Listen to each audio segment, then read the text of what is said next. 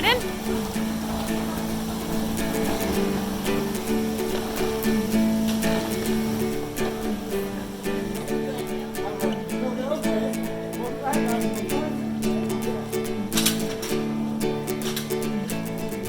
Hi, we've just entered our Polynesian standard room.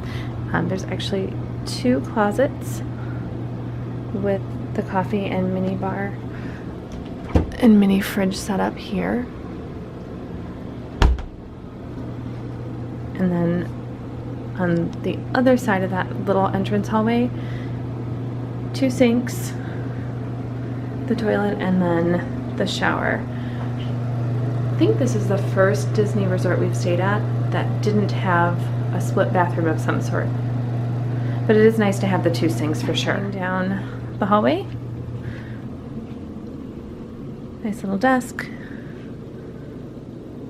Dresser.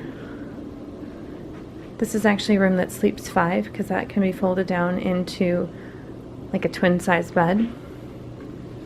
Little shade lounge. And then the 2 queen beds. So overall, pretty spacious room, nice overall.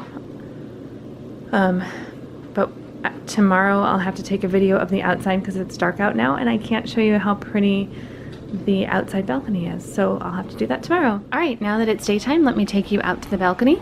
I like that there's the partitions in the balcony.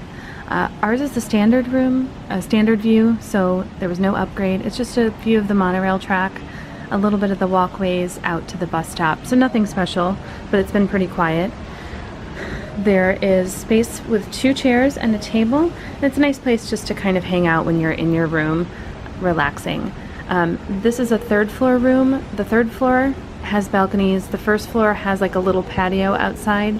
The 2nd floor in most of the buildings do not have a balcony or an outdoor area. So if that's important to you, make sure that when you're booking your Polynesian room, you go ahead and click in the room requests, do a drop down, and pick that you want a balcony, and hopefully they can accommodate that. But just so you know, 2nd floor does not in most cases.